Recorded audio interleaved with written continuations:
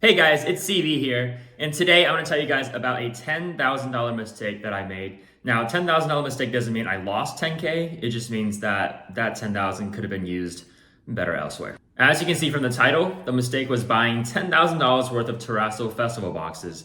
So I'll tell you guys why I think it was a mistake, what to look out for when you're planning your purchases and investments and all that stuff. So let's jump in. 2 weeks ago, well, I guess 2.5 weeks ago, I made a video about how Japanese booster box prices are jumping up in price, literally 10 bucks, 10% overnight, and how Terastal festivals, I would not be surprised if it jumped up like 20% in a couple weeks, which played out exactly like I expected it to.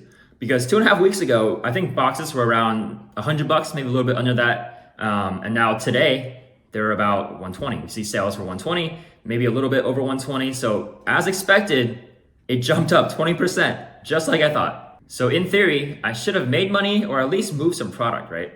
But that didn't happen. With the way I operate my business, I have long-term capital and short-term capital. Long-term capital is used for things like buying literally trash from distribution that won't generate me a profit for a long, long time. So things like top loaders, sleeves, or binders, just whatever stuff that distribution is trying to offload to people like me, I'll take it because I'm trying to make them happy. So in hopes that when a hot set does drop, they give me an extra booster box, a bundle, just some extra stuff.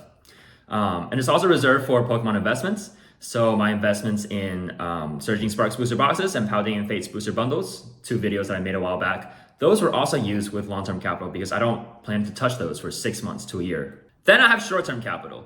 See, this money is supposed to be used for things that I expect it to move quickly. So I buy collections, and then sell them at shows. I buy Japanese booster boxes, Chinese booster boxes, list them on my website, eBay, wherever it may be. Just things that would move quickly because I expect it to churn, right? So guess what I bought the Terastal festivals with? Yep, so this $10,000 Terastal festivals purchase was made with short-term capital. So my plan was to buy 100 boxes at the current market price back then, which was 96 bucks at the time, $96. Wait for all the lower listings to sell out, price to reach 120, which it all has, by the way. And then I would list them at 110 on my website, sell out, make 5 to 10 bucks per box, times that by 100, $500 to $1,000 in profit. It's a quick play, right? And I'll be happy. Like I said, I bought them for 96 bucks a box, which was still lower than what I could have gotten from Japan back then and today, because market prices, if you get them from Japan directly, is still about 100 bucks, maybe like 98, 97. So my entry point isn't terrible. There's just no margin right now. So if my thesis played out exactly like I expected, why did I make money from it? Well, here are my mistakes, and I hope you can learn from it. When I was looking at the TCG player market data before, I saw this one right here. Average daily sales of 106 units per day. So I thought to myself, that's a lot of demand, and all these listings would pretty much sell out in a day or two, right? But what I didn't notice was that if you click on view more data, this includes things like Korean versions of the boxes, which does take into account this total number right here. And also, this was on a 3-month view. And if we look at the, when it was first released, obviously, it was going to be a lot more in demand. See, 700 per day, 600, 700, all that good stuff. But if we shrink it to the 1-month timeline, only 39 a day. And this is also inflated because of the Korean booster boxes. So if we look at the most recent data, every day we're selling about 20 units, 20, 15, 4 as of today. So about 15 to 20 units per day instead of the 100 that I thought it would. So that was my first mistake, misjudging the average daily sales. But my second mistake was I didn't expect so much inventory to be listed at the 120 price point. Because I thought if it, worst case scenario goes up to 125 and a bunch of people start listing their inventory there, but it's staying very steady at 120. Like there's just so much inventory at 120. And as these sell out too, more people list them at that 120 price point as well, because the demand is not as high as it was before now. But that leads me to another point. I didn't anticipate the interest to drop that much.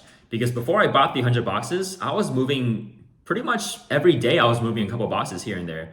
But ever since I got those 100 in, I haven't moved any at all, which is crazy to me because I'm still under market on the TCG player pricing.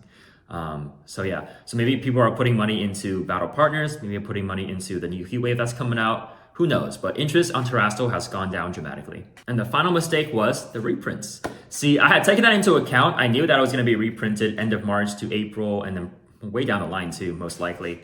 But I thought I would have moved all of my boxes by then, which clearly did not happen. So those are all my mistakes for this $10,000 purchase. What are my plans with the 100 boxes going forward? Not much. I have them listed on my website for 110 after shipping and fees. Like I said, I make $4 to $5 a box.